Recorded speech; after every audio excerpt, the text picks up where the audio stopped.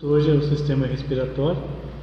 Ele compreende desde o nariz, passando pela faringe, a laringe, traqueia, brônquios e os pulmões. O sistema respiratório, o nariz é aquele formado por cartilagens e ossos, e nós vamos detalhar aqui por dentro dele, começando aqui as partes que o compõem. Para falar sobre isso, nós temos aqui nessa peça a visualização dele por dentro. Aqui nós sabemos que temos os pelos do nariz, né?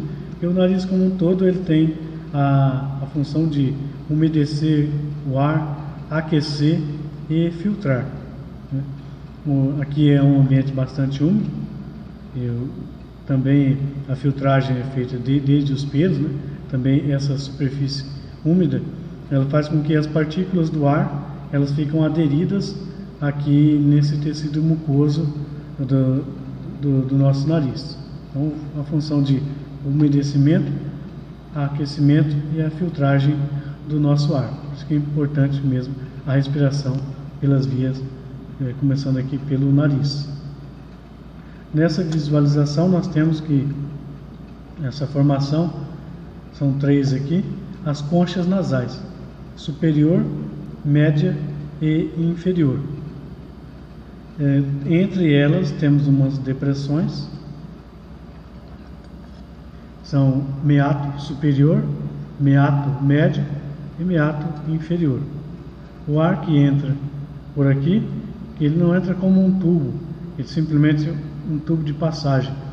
Mas essas estruturas, elas fazem com que o ar ele venha percorrer por aqui, passar por isso aqui. Então aumenta a área de contato do ar com essa parte interna do nariz, o que vai ajudar muito numa proteção mecânica, né?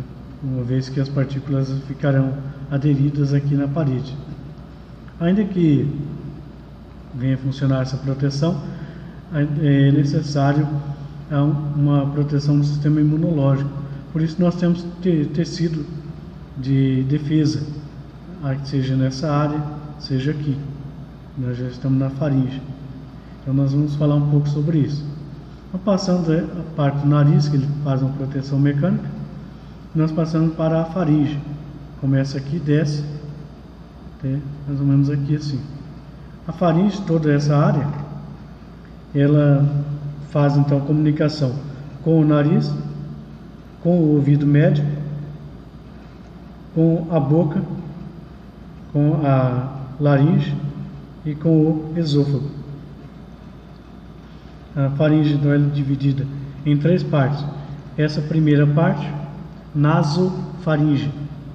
Segunda parte, orofaringe ou bucofaringe. E a terceira parte, laringofaringe. Então, a nasofaringe é o contato da faringe com o nariz e também com aqui o ouvido médio. Com relação aqui à passagem do nariz para a faringe, ela passa então pelas coanas. Simplesmente essa passagem de nariz para a faringe. Nasofaringe, nós podemos identificar aqui a adenoide ou tonsila faríngea, tecido linfóide, portanto sistema de defesa. Tonsila tubária, também tecido linfóide, defesa. E aqui seria um ósteo da tuba auditiva. Então, aqui nós temos o ósteo da tuba auditiva, que é representado. Esse ósteo, então, ele vai dar acesso, aqui um sintético nariz, ou ouvido. Aqui no ósteo da tuba auditiva, ele dá acesso à tuba auditiva, que vai chegar até o nosso ouvido médio, onde nós encontramos aqui os ossículos do ouvido.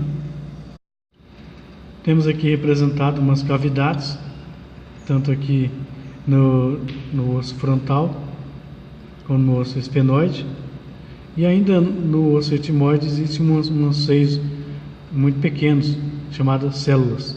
Então aqui nós chamamos seio frontal, seio esfenoide, e células do osso etimoidal. Essas células e seios, elas são cavidades, tem ar dentro e muco também, e a secreção daqui de dentro é drenada para o nariz, né? Ajuda também a regular nossa pressão intracraniana por meio desses seios aqui localizadas. Essa drenagem para o nariz, ela pode ser interrompida.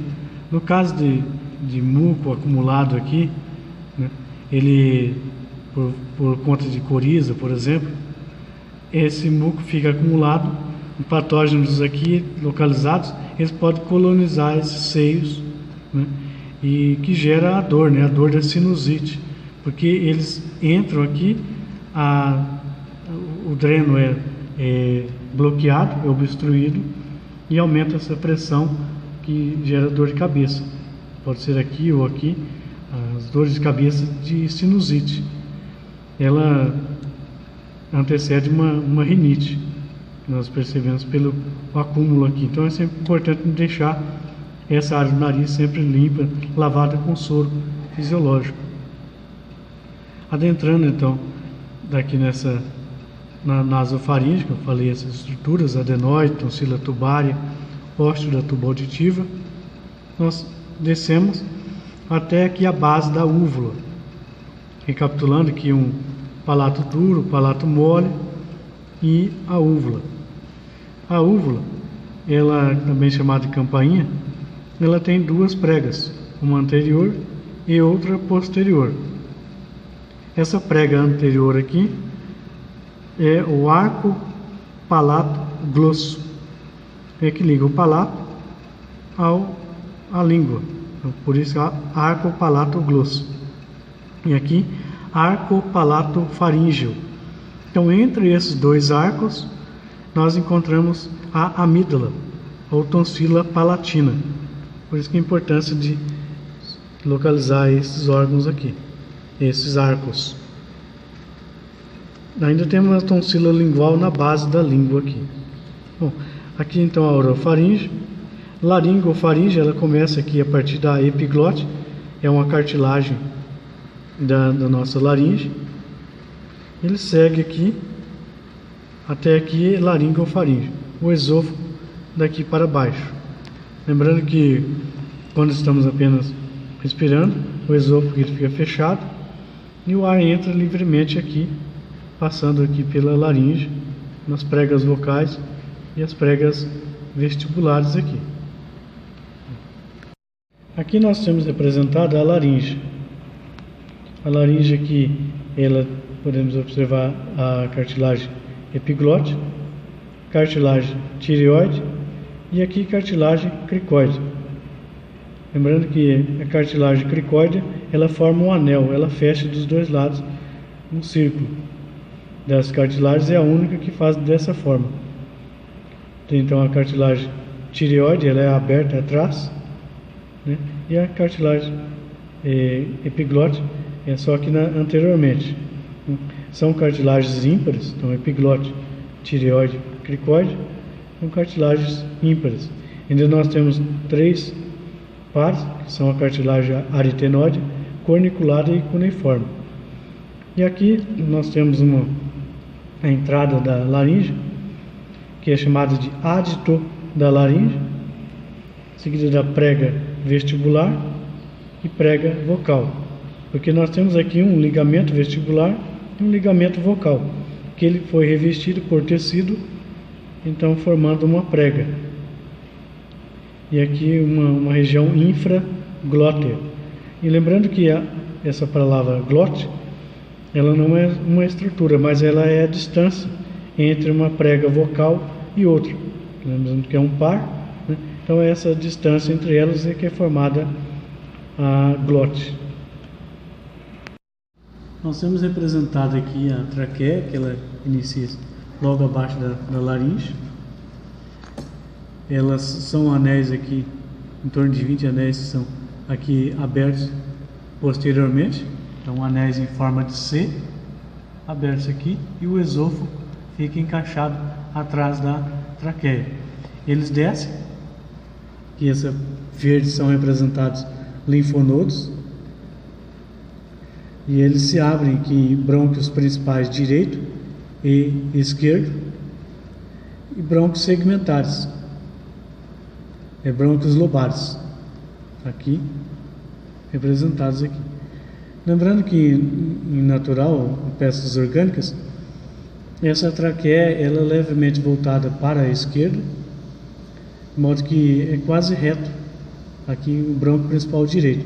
Então, se uma partícula estranha ela é engolida, ela provavelmente irá para o lado direito, para o pulmão direito, do que para o pulmão esquerdo, por conta dessa leve inclinação para a esquerda. Então, nós temos aqui 3 lobos no pulmão direito e 2 lobos no pulmão esquerdo. Aqui representado o pulmão direito e o pulmão esquerdo. No pulmão direito nós temos um lobo superior, médio e inferior. Eles são divididos aí por essas fissuras, uma fissura horizontal e uma fissura oblíqua. Esse pulmão direito é um pouco maior do que o esquerdo. Em compensação, ele é um pouco mais escavado aqui embaixo por conta do fígado que fica aqui localizado. O pulmão esquerdo, por sua vez, é um pouco menor, tem apenas lobo superior e lobo inferior. Ele ainda tem uma terceira região, uma língula, que alguns autores consideram que seria o lobo médio. Mas ele é um pouco menor por conta da localização do coração mais inclinado para o lado esquerdo. Nosso pulmão, ele começa aqui os brônquios principais direitos e esquerdos, eles adentram nele, e nessa região eles entram pelos pulmões. Aqui também entram artérias e saem veias. Então essa região é o hilo pulmonar. Então o conjunto de brônquios, artérias e veias que adentram pelo hilo, esse conjunto é chamado de pedículo. O pedículo adentra o hilo pulmonar.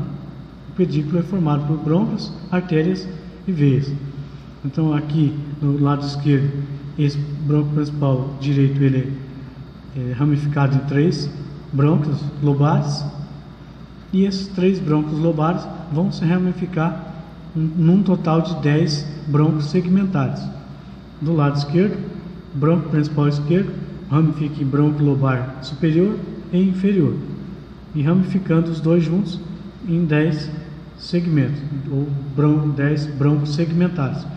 Então aqui do lado esquerdo temos 2 lobos e 10 segmentos. Do lado direito, 3 lobos e 10 segmentos.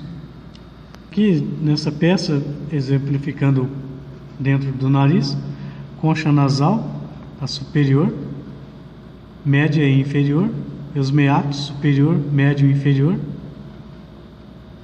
Aqui a úvula, aqui a nasofaringe, aqui representado.